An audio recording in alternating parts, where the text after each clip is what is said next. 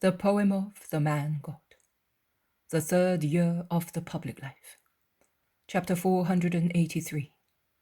At Bethany, for the Feast of the Tabernacles. 2nd of September, 1946. The varied green shades of the country around Bethany come into sight as soon as one climbs over a spur of the mountain and sets foot on the southern slope, descending along a zigzag path towards Bethany. The silvery green of olive trees, the bright green of apple orchards with a few yellow leaves showing early here and there, the ruffled and more yellowish green hue of vines, the dark, dense green of oaks and carob trees, mixed with the brown of fields already ploughed and waiting to be sown, and with the fresh green of kitchen gardens and of meadows in which new grass is mowing, look like a multicolored carpet to anyone overlooking Bethany and surroundings. And towering over the green below, the fan-shaped leaves of date palms, always elegant and reminiscent of the East. The little town of En-Shemesh, lying in the middle of the greenery and all lit up by the sun which is beginning to set, is soon overcome, and also the large fountain rich in water, a little to the north of Bethany, is also left behind. Then the first houses appear amid the green.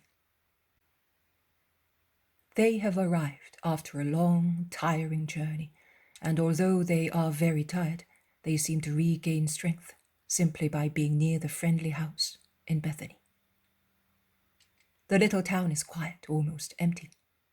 Many inhabitants must have already moved to Jerusalem for the feast.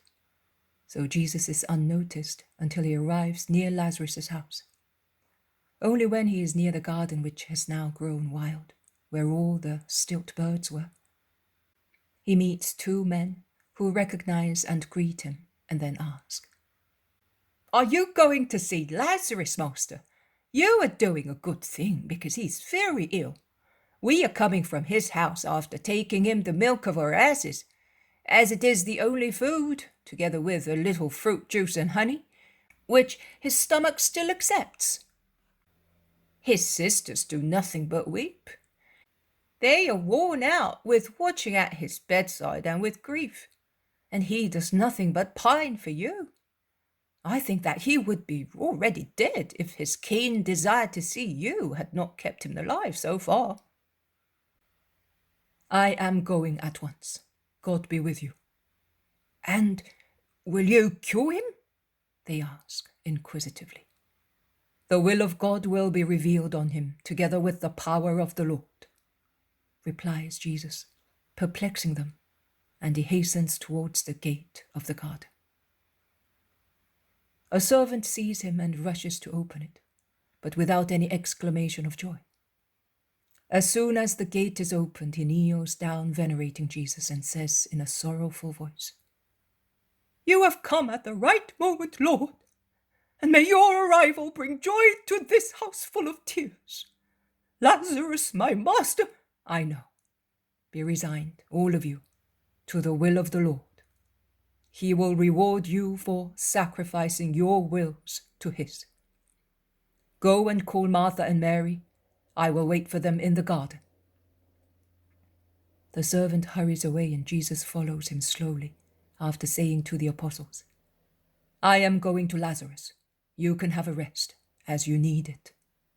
In fact, while the two sisters appear at the door and have difficulty in recognizing the Lord, so tired are their eyes with watching and weeping, and the sun shining into their eyes makes it more difficult for them to see. Other servants come out of a side door to meet the apostles, and they take them away. "Martha, Mary, it is I. Do you not recognize me?" "Oh, Master!" exclaim the two sisters, and they run towards him, prostrating themselves at his feet, stifling their sobs with difficulty. Kisses and tears fall upon Jesus' feet as previously in the house of Simon the Pharisee. But this time, Jesus, while receiving the streaming tears of Martha and Mary, does not remain stiff as he did then. Now he bends down, he touches their heads, blessing them, and compels them to stand up, saying, Come, let us go under the jasmine pergola. Can you leave Lazarus? More by nodding than by words, while sobbing, they say yes, and they go under the shady bower, on whose dark leafy branches a few persistent jasmine little stars are still white and fragrant. Now tell me, oh, Master, you have come to a really sad house. We are dazed with grief. When the servant said to us, "There is someone looking for you," we did not think of you. And when we saw you, we did not recognize you. See, tears have scaled our eyes. Lazarus is dying. And fresh tears interrupt the words of the two sisters, who have been speaking alternately. And I have come to cure him. Oh, my Lord, says Mary, her eyes shining with hope through her tears. Oh, I said so. If he comes, says Martha, joining her hands in a joyful gesture. Oh, Martha, Martha, what do you know of God's acts and decrees? Alas, Master, will you not cure him? They both exclaim, plunging back into grief. I say to you, have unlimited faith in the Lord. Persevere in having it despite innuendos and events, and you will see great things when your hearts no longer have any reason to hope to see them. What does Lazarus say? He echoes your words. He says to us, do not doubt God's kindness and power, no matter what may happen. He will intervene on your and on my behalf, and on behalf of many, of all those who, like me and you, will remain faithful to the Lord. And when he is fit to do so, he explains the scriptures to us. He does not read anything else nowadays, and he speaks to us of you, and he says that he will die in a happy period of time, because the era of peace and forgiveness has begun. But you will hear him, because he says also other things which makes us weep even more than we do for our brother, says Martha. Come, Lord, every minute that passes is stolen from Lazarus' hope. He used to count the hours and would say, he will certainly be in Jerusalem for the feast, and he will come. We know many things which we do not tell Lazarus in order not to grieve him, and we did not have so much hope, because we thought that you would not come to avoid those who were looking for you. Martha was fully convinced of that. I was not so sure, because if I were you, I would face my enemies. I am not a woman who is afraid of men, and now I am not even afraid of God, for I know how good he is to repentant souls, says Mary, and she casts a loving glance at him. Are you not afraid of anything, Mary? Asks Jesus. Of sin, and of myself. I am always afraid of falling again into evil. I think that Satan must have a mortal hatred of me. You are right. You are one of the souls most hated by Satan, but you are also one of the most loved by God. Bear that in mind. Oh, I do, and that remembrance is my strength. I remember what you said in Simon's house. You said, many sins are forgiven her because she has loved much. And you said to me, your sins are forgiven. Your faith has saved you. Go in peace. You said, your sins, not many. All of them. And so, I think that you loved me, my God, without limit. Now, if my poor faith of those days, the faith of a soul laden with faults, achieved so much from you, will my present faith not be able to defend me from evil? Yes, Mary. Be vigilant and watch over yourself. It is humility and prudence. But have faith in the Lord. He is with you. They go into the house. Martha goes to her brother. Mary would like to serve Jesus, but Jesus wants to go to Lazarus first. And they encounter the semi-dark room where the sacrifice is being consumed. Master, my friend. Lazarus lifts his emaciated arms, while Jesus lowers his to embrace the body of his languishing friend. A long embrace. Then Jesus lays the invalid down again on the cushions and gazes at him compassionately. But Lazarus smiles. He is happy. In his ravaged face, only his hollow eyes shine brightly, lit by the joy of having Jesus there. See, I have come, and I shall be staying with you for a long time. Oh, you cannot, my Lord. They do not tell me everything, but I know enough to be able to tell you that you cannot. To the sorrow they give you, they have added mine, my part, by not allowing me to die in your arms. But since I love you, I cannot be so selfish as to detain you here with me in danger. I have already seen to it. You must change places continually. All my houses are open to you. The guardians have been given instructions, and also the stewards of my lands. But do not go to Gethsemane to stay there. They keep a strict watch over it. I mean, the house.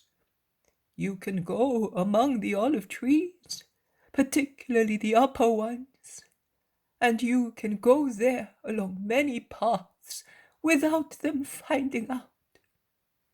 Marciam, do you know that he is already here? He was questioned by some people when he was in the oil mill with Marcus. They wanted to know where you were and whether you would be coming. The boy gave them a very clever reply. He is an Israelite and will come. Which way I do not know, as I left him at Merom. So he did not give them the opportunity to say that you are a sinner, and he did not lie. Thank you, Lazarus. I will listen to you, but we will often meet just the same. And he gazes at him again. Are you looking at me, Master? See how I am reduced, like a tree which in autumn is stripped of its leaves. I am despoiled of my flesh, my strength, and of the hours of my life.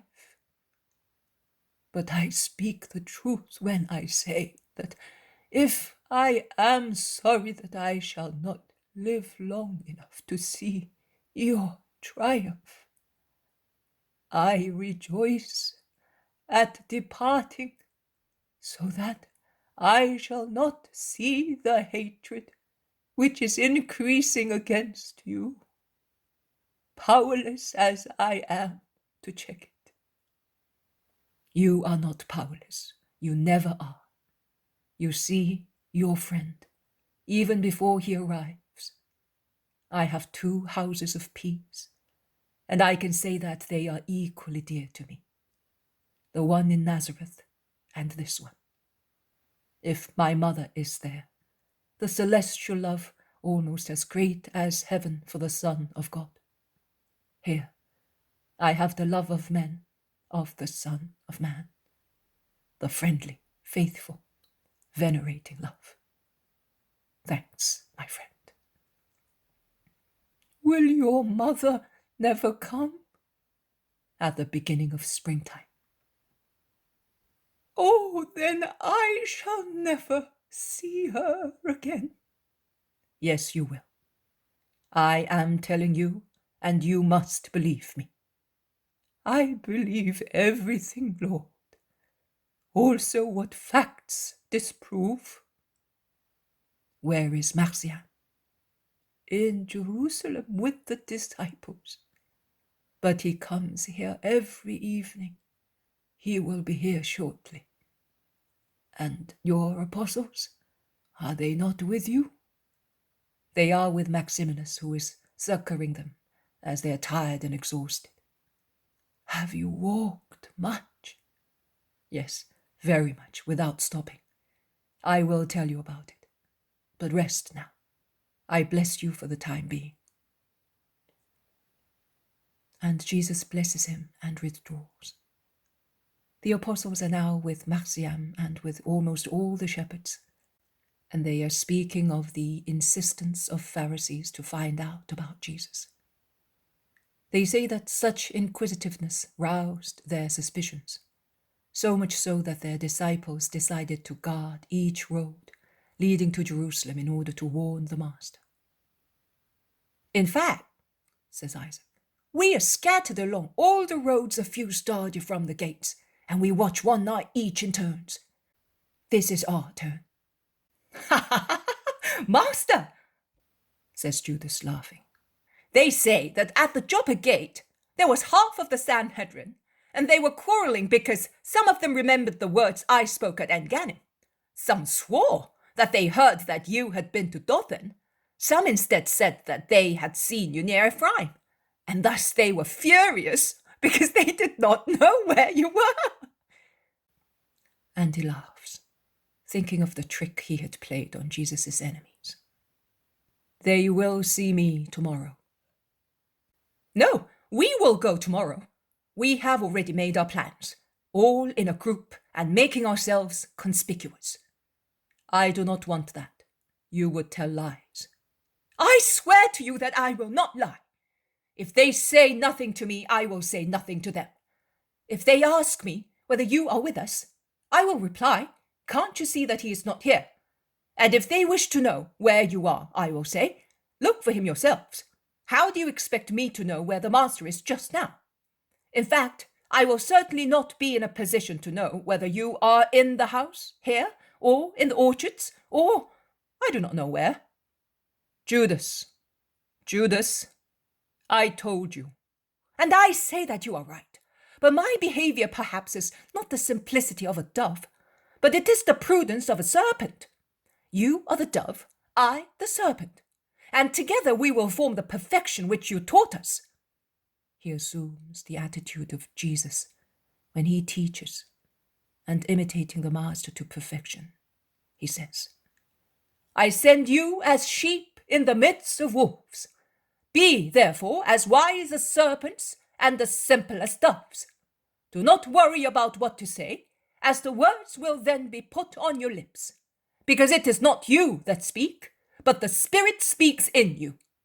When they persecute you in one town, flee into another until the kingdom of the Son of Man comes. I remember them, and it is now time to put them into practice. I did not say them thus, neither did I say only those, objects Jesus. Oh, at present, it is necessary to remember only those and to speak them thus. I know what you mean, but until faith in you is confirmed, and it is a stone in your kingdom, it is better not to surrender to the enemies. Later, we will say and do the rest.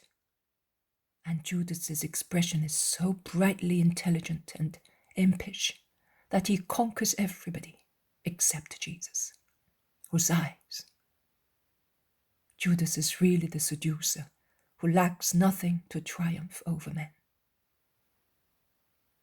Jesus is pensive in sighs, but he surrenders as he feels that Judas's precaution is not entirely wicked, and Iscariot expounds his plan triumphantly. So, we will go tomorrow, and the day after tomorrow, until the day after the Sabbath, and we will stay in a hut made with branches in the valley of the Kidron, like perfect Israelites. They will get tired of waiting for you, and then you will come. In the meantime, you will stay here in peace, and you will rest. You are exhausted, my master, and we do not want that. When the gates are closed, one of us will come and tell you what they do. Oh, it will be lovely to see them disappointed." They all agree, and Jesus does not offer any resistance. Perhaps the fact that he is already dead tired, perhaps his desire to give comfort to Lazarus, all possible comfort before the final struggle, contribute to his yielding. Perhaps also the real necessity of being free until he can accomplish all the necessary deeds, so that Israel may have no doubt about his nature before condemning him. He says, "Let it be so, but avoid discussions and lies. Be silent, but do not lie. Now let us go, because Martha is calling us. Come, Martian, I find you in better form."